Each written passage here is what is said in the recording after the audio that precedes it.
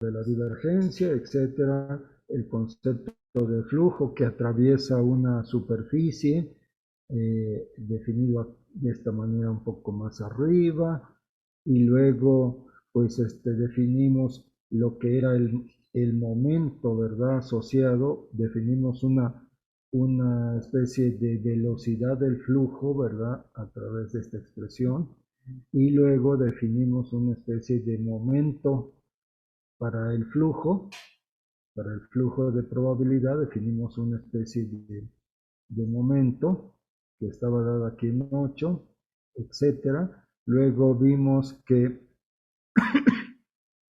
si, si en la ecuación de Schrödinger la, la función de onda la escribimos como en la forma la forma de Euler, vimos que es equivalente a las ecuaciones 11 y 12. Y las ecuaciones 11 y 12 vimos que la ecuación 12 es justamente la ecuación de continuidad. Después de probar, después de algunos pasos, vimos que efectivamente la ecuación 12 era la ecuación de continuidad. Efectivamente, la ecuación de continuidad es parte de la ecuación de Schrödinger, pero aparte la ecuación de Schrödinger tenía otra ecuación, que es la ecuación 11.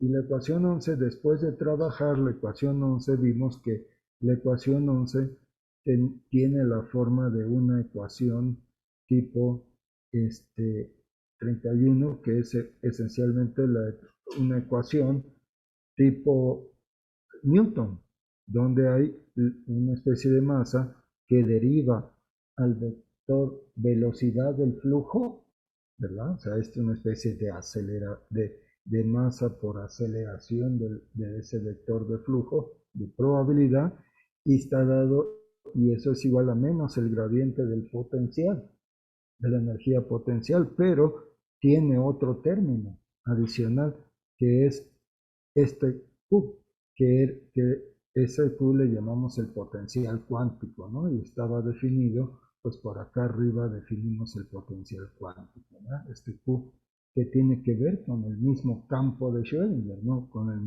la función de onda, donde R es la función amplitud de la función de onda, ¿no? Entonces este Q aparece aquí, aparece en esta ecuación tipo Newton, que es una especie de masa por aceleración la aceleración de ese flujo de probabilidad es menos el gradiente del potencial, menos el gradiente de este otro Q que llamamos un potencial cuántico, ¿verdad?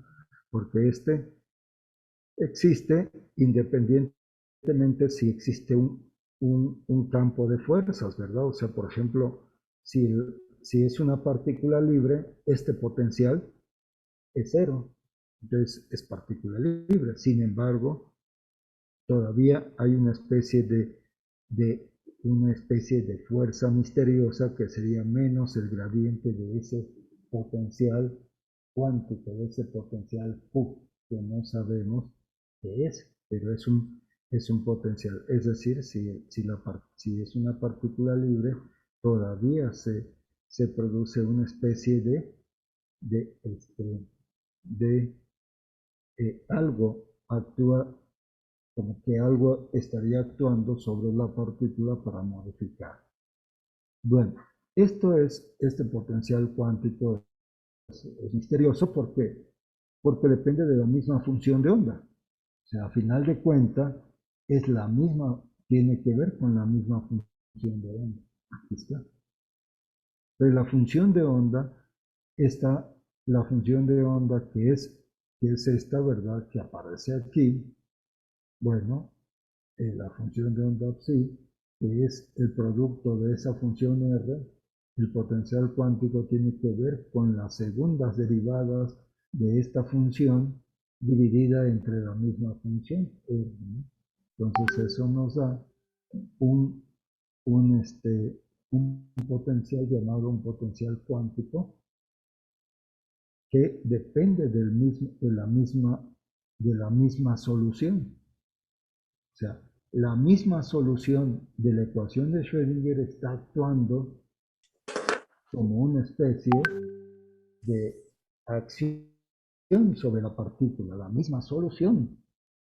¿Sí? Si se dan cuenta, o sea, es un problema bastante complicado para tratar de entender qué cosa es esa ecuación tipo Newton, ¿verdad? Que cuando veíamos mecánica clásica, pues era fácil entender la ecuación de Newton. Probablemente habían situaciones donde era complicado de resolver porque pues, se complicaba la ecuación diferencial para resolverla de manera analítica, etcétera, ¿no? Pero ese es otro problema. O sea, eh, la cuestión aquí es, el problema que tenemos aquí es conceptual, o sea, es más profundo, ¿no? Aparte de que se pueda complicar también la resolución, porque fíjense, todas estas características que están acá, este vector velocidad, depende de la misma función de onda. Porque este vector de onda, digo, esa vector velocidad, ese campo de velocidades, está definido desde aquí, ¿verdad? Bueno, está definido por acá, que es este campo de velocidades, es el gradiente de la fase de la función de onda. Ese campo de velocidades depende de la fase de esa característica que hace a la función de onda compleja. Entonces ese campo de velocidades depende de la función de onda a través de este gradiente de la fase. Y entonces esta ecuación tipo Newton es muy complicada conceptualmente porque este vector velocidad, ¿verdad? Este campo de velocidades depende del gradiente de la fase de la función de onda y este potencial cuántico que llamamos Q depende de la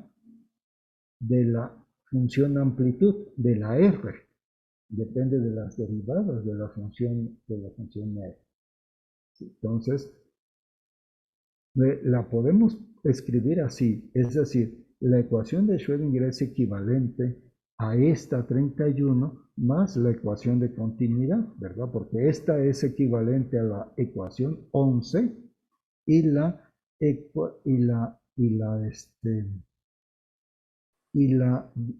ecuación de continuidad es equivalente a la ecuación 12. O sea, esta ecuación 11. La ecuación de Schrödinger, que es 10, es equivalente a 11 y 12. Cuando escribimos la función de onda como el producto de la función R por la exponencial de esta función de fase. Entonces es equivalente la ecuación 10 a las dos ecuaciones 11 y 12. La ecuación 12 es equivalente, es la ecuación de continuidad y esta ecuación 11 es la ecuación esta que contiene esta forma misteriosa tipo Newton, pero que las cantidades que aparecen acá tienen que ver con la misma función de onda, con ese campo complejo, porque aquí esto depende de la fase de la función de onda, del gradiente de la fase, y este depende de la función amplitud de la función de onda. Entonces, esta ecuación se puede ver así como una generalización de la ecuación de Newton, pero tiene complejidades ahí bastante complejas, valga la redundancia de ese juego de palabras, ¿verdad?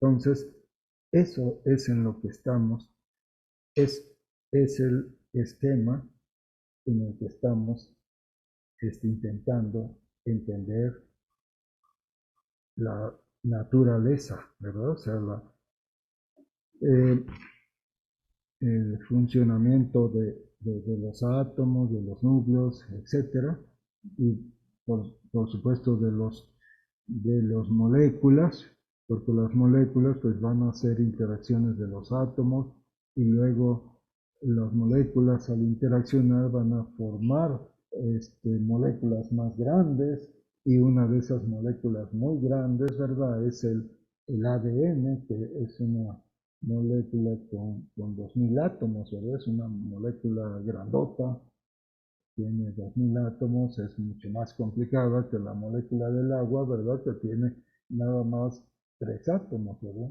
Pero la molécula del ADN, pues es muchísimo más complicada. La molécula del agua es simple, pero tiene sus características. Por ejemplo, la molécula del agua es la única, el agua es la única sustancia que en estado sólido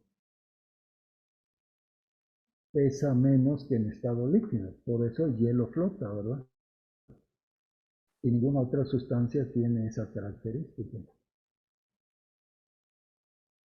Y eso permitió que los océanos se congelen de arriba hacia abajo, ¿verdad? O sea, abajo sigue estando líquido. Y eso permitió la evolución de la vida. Si hubiese sido al contrario, no se hubiese permitido la evolución de la vida, ¿no? Entonces, algo, algo muy importante tiene de diferencia esta sustancia llamada H2O con respecto a otras sustancias. Tanto que estamos aquí tratando de entender estas cosas que es lo que nuestra mente, como género humano, ¿verdad? Estamos intentando entender de aquello de lo que somos parte, ¿no? Que es la naturaleza, que es el universo mismo. Bien, entonces, bueno, esta fue lo que hicimos la vez pasada. Es una nota difícil de digerir, digamos, conceptualmente. Pueden pasar mucho tiempo para ir asimilando todo lo que estuvimos viendo aquí en esta nota, ¿no? Pero bueno, o sea, es parte de lo que estamos aprendiendo, ¿no? Es parte de lo que vamos a seguir en este camino. Bien, entonces, bueno, vamos a continuar. Esta ya la deben de tener ustedes en sus buzones, ¿no? Vamos a ver ahora esto que es la nota 8, aquí que tengo. Bueno, tomemos la ecuación de Schrödinger. Ya vimos que la forma más simple de la ecuación de Schrödinger es en su forma compleja. Es la forma más simple en la que podemos escribir la ecuación de Schrödinger, ¿no? En su forma compleja. Ahí está, ecuación 1. Entonces, este campo de Schrödinger es un campo escalar complejo de variable vectorial, ¿verdad? Está en R4 en general. Bueno, aquí lo podemos simplificar, poner en una sola dimensión espacial y tener pues más sencillo acá, ¿no? Pero en general podemos así. Bueno, vamos a ver, si suponemos que psi1 y psi2 son soluciones de esta ecuación de Schrödinger, o sea que psi1 es una función de onda que satisface la ecuación 1 y que también psi2 es una función que es solución de la ecuación 1, que satisface la ecuación de Schrödinger, entonces es muy fácil mostrar que la suma de psi1 más psi2 también es una solución de la ecuación 1. Es decir, bueno, aquí está la hipótesis, ¿verdad? Que psi1 y psi2 es solución de la ecuación de Schrödinger, cada una de ellas. Entonces, ¿qué hacemos ahora? Entonces podemos sumar la ecuación 2 y la 3, si la sumamos. Entonces, eh, tenemos aquí menos h barra cuadrada sobre 2m, factorizamos esta constante y tenemos el laplaciano de psi1 más el laplaciano de psi2. Pero el laplaciano de psi1 más el laplaciano de psi2 lo podemos poner como el laplaciano de psi1 más psi2. O sea, así como está aquí, ¿verdad? Al sumar estos dos términos, finalmente lo podemos poner de esta forma, porque las derivadas de la suma es la suma de las derivadas. Y eso se extiende a los laplacianos, que son segundas derivadas. ¿Estamos de acuerdo? Entonces, de acá. Y este término, cuando sumamos estos dos términos que tienen la energía potencial, podemos factorizar la energía potencial y nos queda psi1 más psi2 factorizada.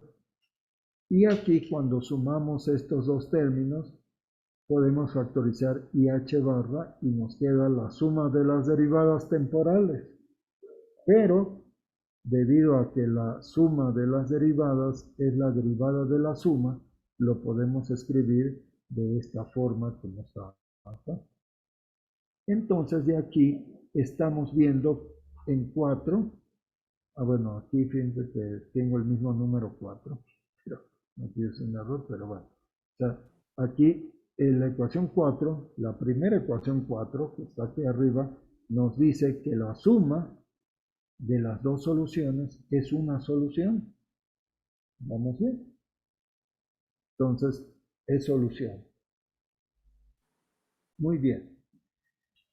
Entonces, también vamos a, si tenemos que C es un número complejo, podemos multiplicar la ecuación 1 por el número complejo C. Al multiplicar la ecuación 1 por el C, el número C, este C, que es un número complejo, pues puede entrar adentro de la segunda derivada, o sea, dentro del laplaciano, porque es una constante. Y al multiplicar acá a este término, ¿verdad? Entonces puedo, el número C lo puedo pasar aquí en medio de la energía potencial y la función psi, porque a final de cuentas, en cada punto del espacio y del tiempo, este es un número real y conmuta con cualquier número complejo. Entonces el número complejo C lo puedo pasar aquí a este lugar. Y lo mismo cuando multiplicamos aquí este término por C, pues conmuta con IH barra y después puede entrar adentro de la derivada, el C. Y entonces lo que nos está diciendo la segunda ecuación 4, le tengo que poner aquí una 4A y una 4B, ¿no? Para no alterar la numeración de todo esto, pero bueno. Lo que nos está diciendo la 4 es que el producto de esta C, el producto de una solución por un número escalar complejo, también es una solución, porque la psi era una solución, lo cual nos está diciendo la ecuación 1 que la psi es solución. Y si la psi es solución, el producto de psi por c, o sea, el producto de cualquier de la solución por cualquier número complejo sigue siendo una solución. Es decir, el conjunto solución, si definimos el conjunto, voy a definir aquí B, este conjunto B como el conjunto de funciones que van de R4 a los complejos, tales que estas funciones son soluciones de la ecuación de Schrödinger. Bien, ese es un conjunto, es el conjunto de las soluciones de la ecuación de Schrödinger. ¿Vamos bien? Entonces, ¿qué es lo que nos está diciendo acá? Nos está diciendo que dentro de este conjunto, que este conjunto es cerrado bajo la operación de suma de funciones. Y es cerrado bajo la operación de multiplicación de estas funciones por escalares. ¿Estamos bien? Es decir, podemos ver que este conjunto es lo que nos dice. Lo que estábamos viendo allá arriba es que si la psi1 y la psi2 están en ese conjunto, entonces la suma también está en ese conjunto. O sea, cerradura de suma. Y sabemos que como estos son números, una vez que están evaluados, son complejos, pues los complejos conmutan. Entonces se satisface la conmutación bajo esta operación. Y también se satisface la asociatividad para cualquier tres tipos de soluciones. Entonces, esta va a ser solución, porque si psi1, psi2 y la psi3 son soluciones, entonces psi2 más psi3 es solución. Y una vez que tenemos que psi2 más psi3 se soluciona, entonces psi1 más el resultado de esta suma también es solución por el resultado 1. Entonces es solución. Y vemos que pues, lo de la derecha también es solución. Y además son iguales porque cuando están evaluados en cada punto del espacio y del tiempo son números complejos. Y los números complejos satisfacen asociatividad. Entonces, tenemos esto. Existe la función idénticamente cero, que satisface la ecuación de Schrödinger, obviamente, ¿verdad? Porque la ecuación idénticamente cero es solución de esta ecuación.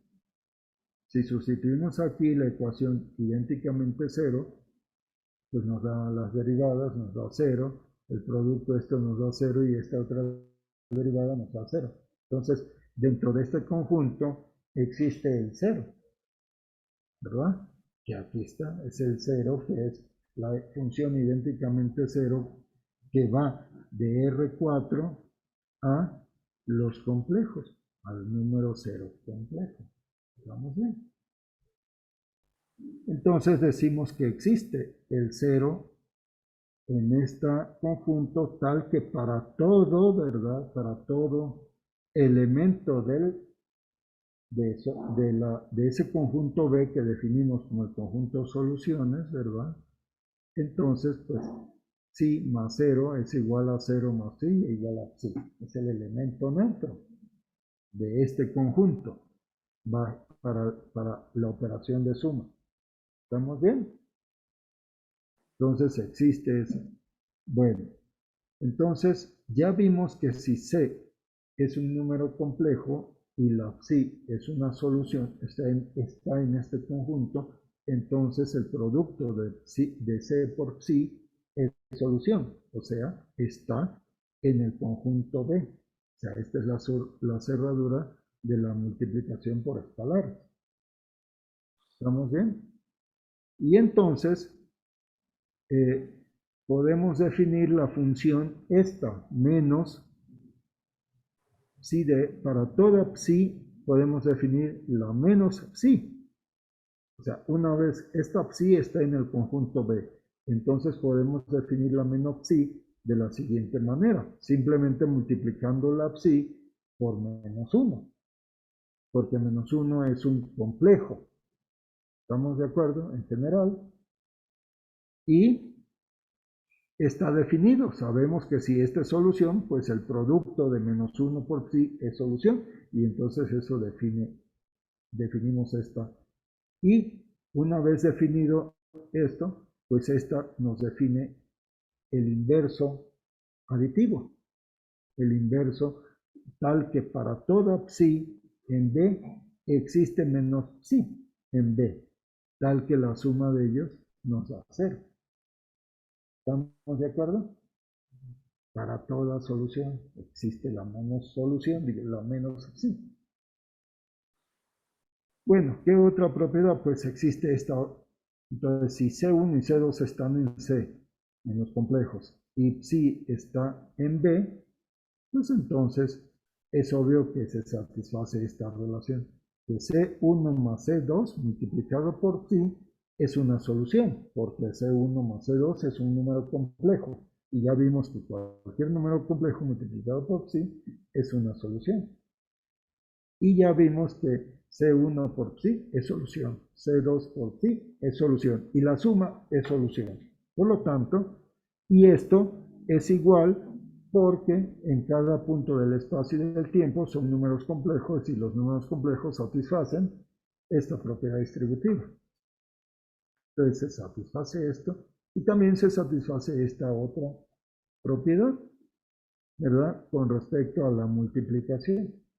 C1 por C2, C1 por C2, o sea, C2 multiplica psi, es solución. Luego multiplicamos por C1, es solución. O al revés, multiplicamos C1 por psi, es solución. Multiplicamos por C2, pues es una solución, multiplicado por otro complejo, es solución.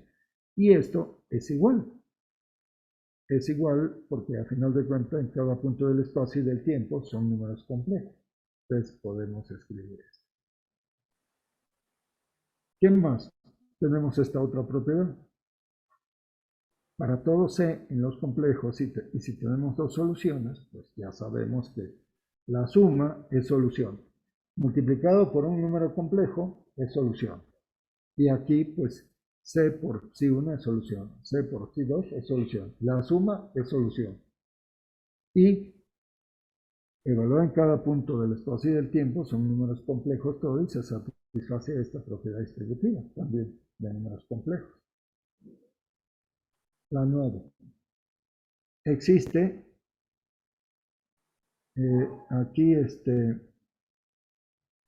bueno, existe 0 en C y 1 en C, tal que para toda solución el producto de 0 por psi nos da 0. O sea, al final de estos son números complejos, ¿verdad? Esto es solución, esto es solución. Entonces, y esta es solución, y esto son números complejos, en cada punto del espacio y del tiempo nos da este número complejo, el elemento neutro de la multiplicación por escalares. Entonces, ¿eso qué nos dice? Nos dice que el conjunto B es un espacio vectorial. Con estas operaciones de suma y multiplicaciones por escalares complejos. Es un espacio vectorial. ¿Estamos bien? Muy bien. Entonces, ya vemos que este conjunto es un espacio vectorial. Además, por todo lo que estuvimos viendo la vez pasada, esta cantidad tiene que representa una densidad de probabilidad. Y la densidad de probabilidad debe de satisfacer, ¿verdad? Porque la integral, si esta es la densidad de probabilidad, como la interpretamos, la integral nos da una probabilidad. Debe de ser una probabilidad, la integral, porque es una densidad de probabilidad integrada sobre un cierto volumen, que ese volumen lo podemos extender a todo el universo. Entonces debe de satisfacerse esta condición. ¿Por qué? Porque si no se cumple esta condición, esta integral sería, si no se cumple, o sea, si esta integral diverge, o sea, es infinita, entonces nos daría que tenemos una probabilidad infinita. Entonces, pues la probabilidad está acotada. Bien, o sea, esta cantidad que está acá no es otra cosa que la norma, ¿verdad? La norma al cuadrado, porque como hemos definido nuestro producto interno, psi por psi es la integral sobre todo el espacio, en este caso el espacio es R3. Es la integral de psi conjugada, o sea, el producto interno, ¿verdad? Que definimos es psi, psi, que es qué?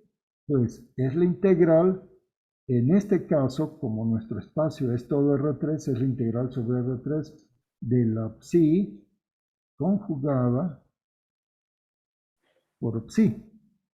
¿Estamos bien? Esto diferencial de, si es en una dimensión, pues diferencial de x. Si es en R2, pues diferencial de área. Si es en R3, diferencial de volumen. Entonces, esto es el producto interno. Es el producto interno, pero también esto es lo que definimos como la norma al cuadrado, porque la norma es la raíz cuadrada de esto. Entonces esto es la norma de este vector al cuadrado. ¿Bien? Lo que, a final de cuentas, lo que tenemos acá es la norma de estos vectores, porque ya vimos que este B es un espacio vectorial. Entonces sus elementos son vectores. Las funciones de onda, o sea, las soluciones de la ecuación de Schrödinger son vectores. Y esta condición la estamos imponiendo para que sean de norma finita. ¿Qué significa de norma finita? Pues significa que no tenga divergencia. Porque, por ejemplo, si este tiene una norma, aunque sea grande, pero que sea finita, siempre estos vectores los podemos normalizar, dividiendo entre su norma. Pero si la norma es infinita, entonces no los podemos normalizar. ¿Estamos de acuerdo? Entonces, la condición es que sean de norma finita. ¿Para qué? Para que, fíjense que lo que tenemos acá es que la norma es la que va a tener una interpretación de probabilidad, porque esta cantidad, esta cantidad que es el integrando de este producto interno, por lo tanto de la norma al cuadrado, esto es la integral del módulo de psi al cuadrado. Y ya vimos que el módulo de la función de onda al cuadrado satisface una ecuación de conservación, una ecuación de continuidad. Entonces, esto es y lo interpretamos como una densidad de probabilidad, esta cantidad que aparece aquí. Bien, entonces esta cantidad que aparece aquí es una densidad de probabilidad y la integral de la densidad de probabilidad es una probabilidad y la probabilidad tiene que ser finita. Entonces la condición para que sea una probabilidad es que esta integral no debe de tener divergencia. Es decir, estamos construyendo la estructura matemática, pero la estructura matemática también va a estar condicionada a la física, a la naturaleza. Y lo que estamos observando en la ecuación de continuidad es que esta cantidad tiene una interpretación o lo podemos correlacionar con la densidad de probabilidad de que la partícula, por ejemplo, en los experimentos de difracción, lleguen a tal o cual punto. ¿Bien? Y esa es finita. Por lo tanto, esta integral debe de tener, no debe de tener divergencia. Porque si tiene divergencia, pues nuestra interpretación ya no tiene sentido. Bien, porque estamos construyendo una estructura, un aparato matemático, pero ese aparato matemático lo estamos construyendo para entender la naturaleza. Entonces, el aparato matemático que estamos construyendo va a tener restricciones físicas. ¿Bien? ¿Queda claro eso? Entonces, este, entonces esto debe de cumplirse. ¿Queda claro por qué se debe de cumplir? Bien. Entonces, a este tipo de funciones también se les llama funciones de cuadrado integrable, porque estamos diciendo que su cuadrado, la integral de su cuadrado, bueno, en este caso, como son funciones complejas, del módulo del cuadrado es finita. O sea, no importa si es grande, no importa, porque si es grande siempre la podemos normalizar. Entonces dividimos entre su norma y tendremos ya un vector normalizado. Bien. Y entonces podemos dar una interpretación de probabilidad, porque la probabilidad está acotada entre 0 y 1. Bien. Entonces esta condición es muy importante, que sea funciones de cuadrado integrable, y eso que significa que en este esquema del espacio vectorial que vimos, donde podemos introducir el producto interno, ¿verdad? ¿No habíamos introducido el producto interno? ¿No? Ah, es que fue en el curso de métodos, perdón. Es que ahorita estoy dando métodos matemáticos, ¿no? Y ahí empecé con espacio de funciones. Bueno, ahorita lo vamos a introducir entonces. Entonces, digamos que ahorita tenemos esta condición física. Veamos esto como una condición física. ¿Bien? Bien, olvídense de esto ahorita introducimos esta estructura, seguramente está aquí más abajito. Sí, es que ahorita ya se me cruzaron los cables con el otro curso de métodos donde empecé con espacio de funciones. Bueno, eh, ahorita vamos a introducir acá el producto interno. Bueno, entonces, es lo que decíamos, ahorita viene más adelante. Además, como esta representa una densidad de probabilidad por lo que estuvimos viendo en la nota anterior, todo eso, entonces debe de ser, esta es una condición física, debe de ser de cuadrado, debe de ser esto finito, porque esta cantidad representa una densidad de probabilidad y eso lleva a una conservación por la ecuación de continuidad. Bien, entonces es lo que decimos acá, que esta función debe de ser de cuadrado integral, de tal manera que el integral 6 siempre se puede normalizar, ¿no? O sea, si dividimos entre 1 entre m, que es esto, pues ya esta función sería 1. Pero bueno, entonces a continuación vamos a dar una estructura más formal a esto último. Aquí es donde vamos a introducir el producto interno. Para ello necesitamos dotar de una estructura al espacio vectorial. Ustedes cuando estudiaban álgebra lineal, pues primero veían espacios vectoriales y luego vieron espacios vectoriales con producto interno o espacios vectoriales con norma. O bien, lo más general es ver, la estructura llamada producto interno.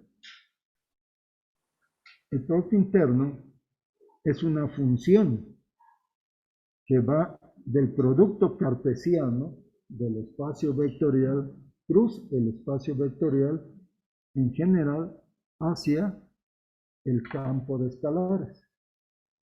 ¿Bien? En este caso, este conjunto B es un espacio vectorial sobre los complejos, porque el campo de escalares son, ¿quiénes son los elementos de B? Los elementos de B son las soluciones de la ecuación de Schrödinger y el campo de escalares es los complejos.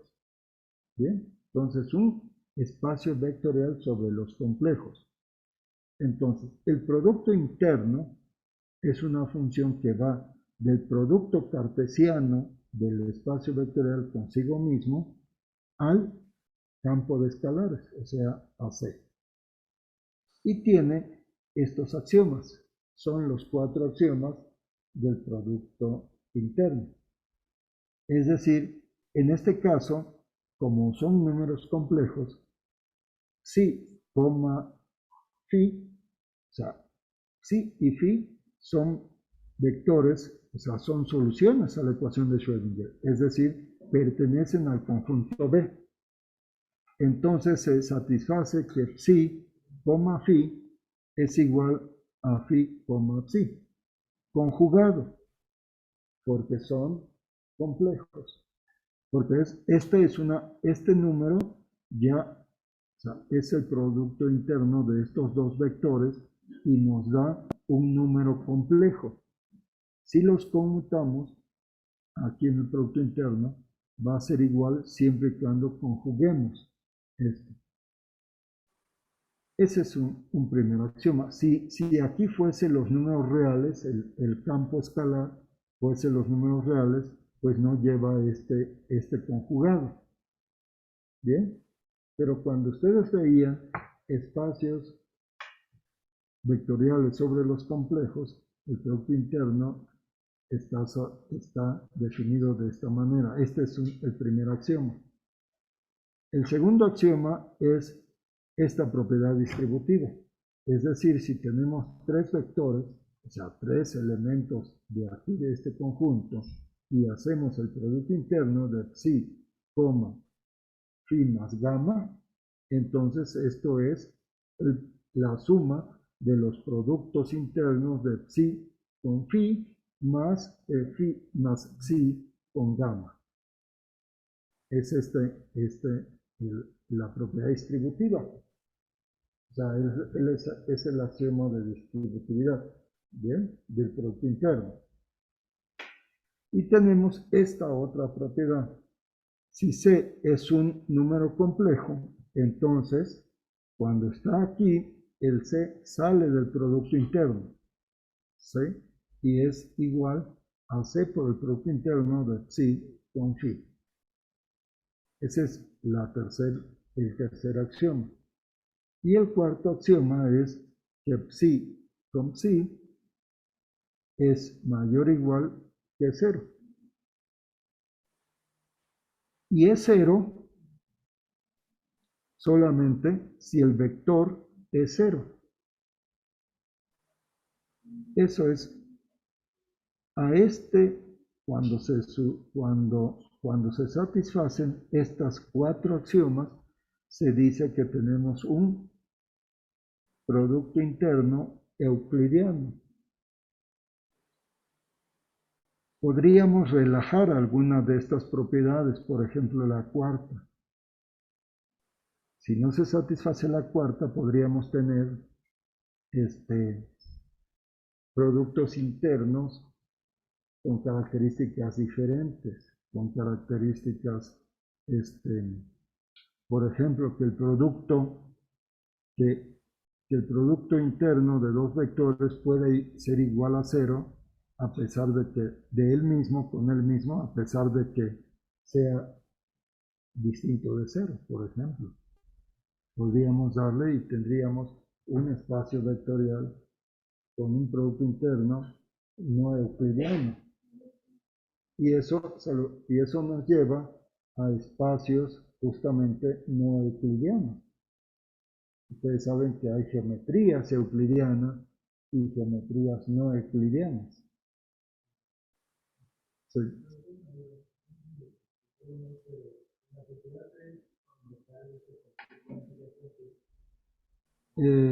No, en este caso lo vamos a definir así y cuando está aquí a la izquierda va a salir conjugado. O sea, se puede definir así o de la otra forma, pero en física es más fácil definirlo así. Es más conveniente definirlo así. En algunos textos, no sé cuál libro llevaron en álgebra. lineal, 2 o 1, ¿no? El Hoffman, ¿no? El Hoffman sí lo define aquí, con el C acá, a la izquierda, ¿sí? Pero podemos definirlo de manera equivalente así, es equivalente. Entonces vamos a definirlo así, cómo vamos a definir un producto interno ahí. Ok, aquí los que están en casa, ¿no? Aquí un compañero de los que está aquí en presencia preguntó si no, este C debería estar aquí en la entrada izquierda. Se puede definir con el C en la entrada izquierda, como por ejemplo está en el Hoffman de álgebra lineal, pero en nuestro caso es más conveniente definirlo de esta forma. Vamos a ver posteriormente, ¿no? O sea, es equivalente. Entonces, si lo definimos así, entonces cuando está aquí a la izquierda saldrá como conjugado. Bueno, eh, bueno, entonces este producto interno se llama un producto interno euclidiano y por lo tanto el espacio vectorial es un espacio euclidiano, aunque sea un espacio vectorial abstracto, es un espacio vectorial de funciones que son soluciones de la ecuación de Schrödinger, ¿no? Bien, entonces vamos a definir esta función que está acá, binaria, ¿verdad? Porque esto es, vamos a definir psi con phi y la vamos a definir como la integral sobre R3 de qué? De psi conjugada de esta función que está aquí a la izquierda, la vamos a conjugar y la función phi la ponemos igualita, ¿sí? Y la integramos. Definimos esto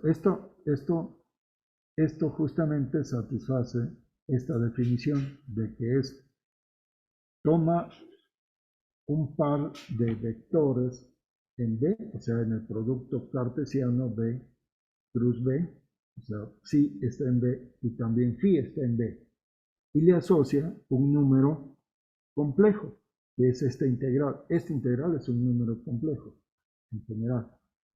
Toma esta función, que son funciones complejas, la conjuga y la multiplica por esta función phi y la integra sobre todo el espacio. ¿Vamos bien?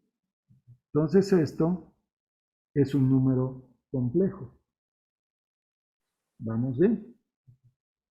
Es un número complejo. Entonces satisface esto, que va de B cruz B a los números complejos. A cada par de vectores en el espacio B le asocia un número complejo y la regla de correspondencia es esto. Bien, es una definición de una función de este tipo. Y queda como un ejercicio para ustedes mostrar que esta definición, que esta función, satisface los 4 axiomas del producto interno. Es un ejercicio que es muy fácil, ¿verdad? Por ejemplo, si ustedes hacen el psi, phi, o sea, si hacen phi, psi, ¿qué les va a dar? Pues les va a quedar como la integral a todo el espacio, ¿verdad? Todo el otro es de la phi conjugada. Ahora, por la psi. ¿Estamos de acuerdo? Diferencial de volumen. ¿Estamos bien? Bueno, entonces, ¿qué pasa si ustedes hacen el conjugado de esta cantidad? Pues es conjugar todo esto, ¿verdad? Y como el conjugado de una suma es la suma de los conjugados y la integral no es otra cosa que una suma. Es una suma continua. ¿Estamos bien? Entonces, nos queda que esto, el conjugado, puede entrar adentro del integral, que es hacer, o sea, aquí tenemos el conjugado de una suma. Al meterlo adentro, lo que estamos haciendo es la suma de los conjugados. Entonces, aquí adentro tenemos, ¿qué tenemos? Tenemos la psi conjugada, ¿verdad? Por la fi, sin conjugar. Y tenemos esto ya entró como el conjugado. ¿Estamos bien? Y esto que es igual. Y el conjugado de un producto es el producto de los conjugados. Entonces esto nos quedaría la integral de ¿qué? De psi conjugada. Le voy a poner, no, le voy a poner conjugado. ¿Estamos bien? Por fi conjugada. Pero esto que nos da, esto nos da el conjugado del conjugado, que es la misma, el mismo complejo, ¿no? Entonces esto nos da sí, y esto nos da pues fi conjugado. ¿Estamos bien?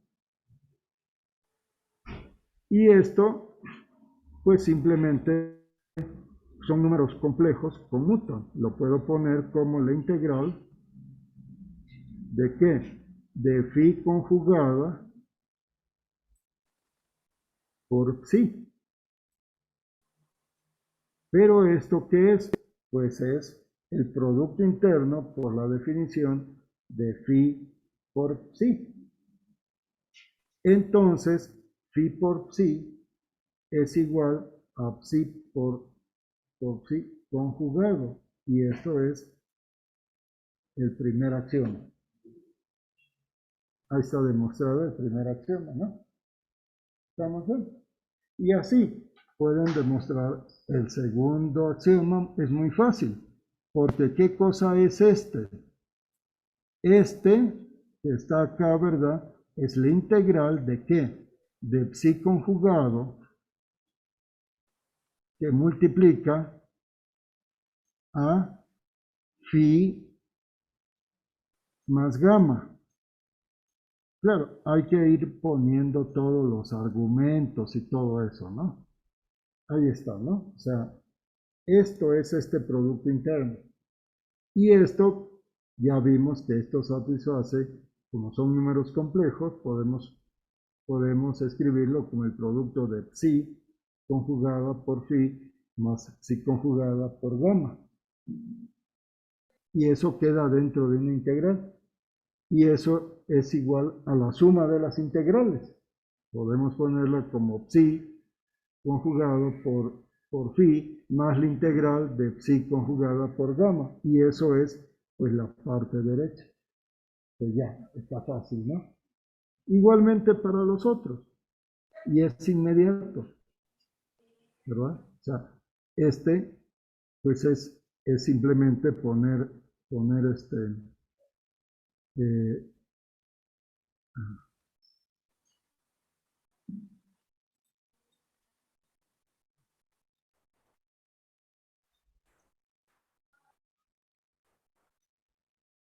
esta es inmediato, ¿no? Es inmediato psi conjugada por c por phi.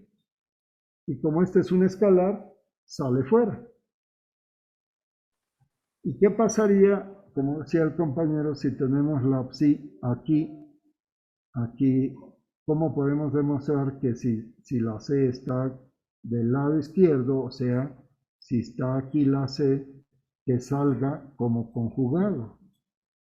¿Cómo podemos demostrar eso? Pues es muy fácil, ¿no?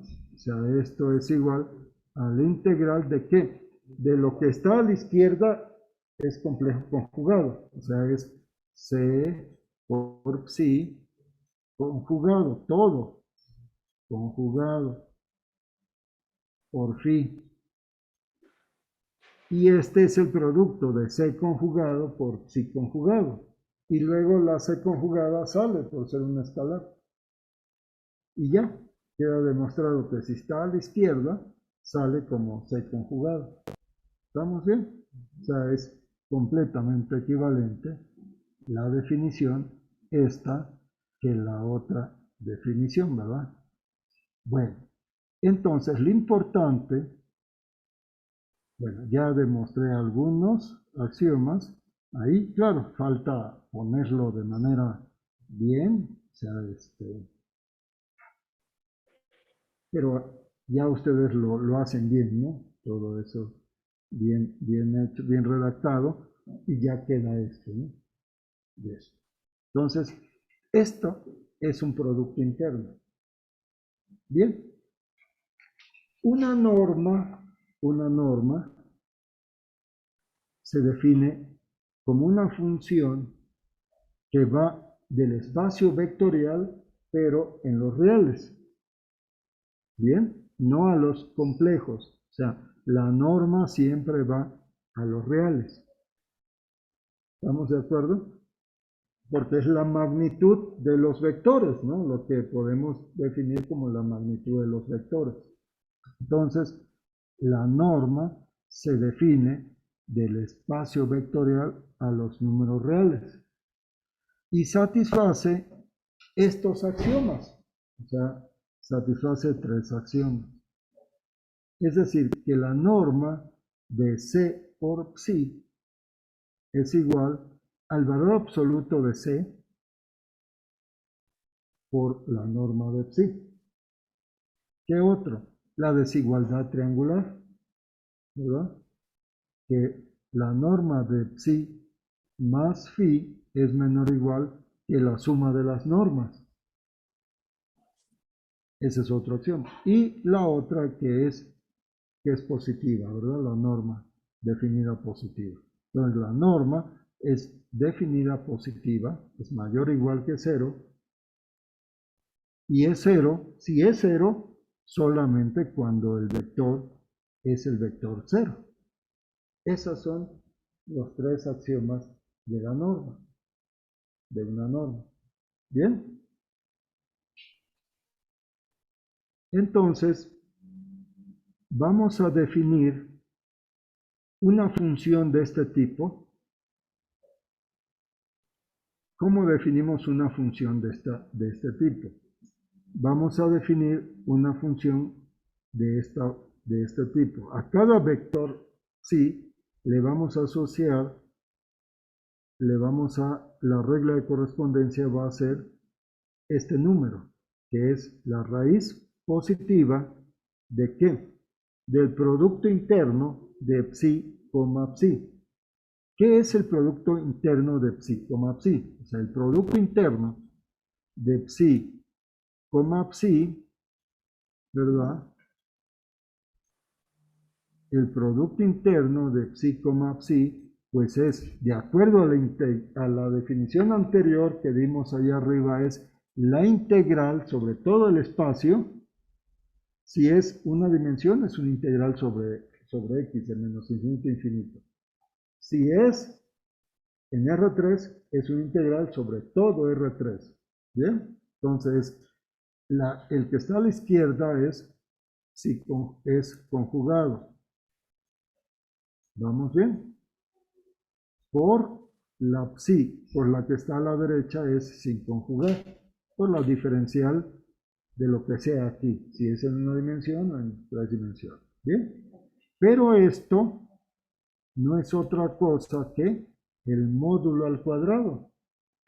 Entonces, esto es la integral del módulo al cuadrado de esta, ¿sí? ¿Estamos de acuerdo? Integrado sobre el espacio. En este caso es, si es R3, pues es sobre todo R3. ¿Vamos bien? Entonces, esta cantidad En general, el Producto Interno está definido hacia los complejos, pero este en particular es real. ¿Estamos bien? Porque ya es real. Y es un integral sobre todo el volumen, sobre todo el espacio, que es real. ¿Bien? Y como estamos suponiendo que es de cuadrado integrable a todo el espacio, este es un integral a todo el espacio. ¿Bien? Si es en el espacio, es a todo R3. ¿Bien? Entonces, y esta es bueno, la diferencial de volumen, si le le ponemos acá. Entonces, esto sobre todo el espacio. Y como estamos diciendo que no diverge, la función está bien definido todo. Incluso el producto interno, porque es un integral a todo el espacio. No diverge. Entonces, esto, entonces, esta es lo que está aquí. Entonces, satisface esta condición, ¿verdad? Porque esta cantidad, esto que está acá, es la raíz cuadrada de esta integral, ¿verdad? De la integral sobre todo el espacio de el psi al cuadrado. O sea, de la densidad de probabilidad integrada sobre todo el espacio. Es decir, que la norma es la probabilidad. O sea, la norma, esto es la probabilidad a todo el espacio. O sea, esto es la probabilidad en todo el espacio. Porque esta es la densidad de probabilidad. Y entonces, esto nos queda esta cantidad. ¿Estamos de acuerdo? Entonces, satisface esta condición. Está en los números reales. Y es definida positiva. Aquí es la raíz cuadrada positiva. Entonces, satisface el primer axioma, pues sí va a satisfacer el primer axioma, porque aquí está, cuando lo metemos aquí la C, ¿verdad? O sea, C acá o aquí, C, y en los dos puntos, en los dos lados, nos queda, pues, C por C conjugada por C, que es el módulo al cuadrado de C. ¿Estamos de acuerdo? Y luego sale de aquí como módulo cuadrado de C y sale fuera como el valor absoluto de C.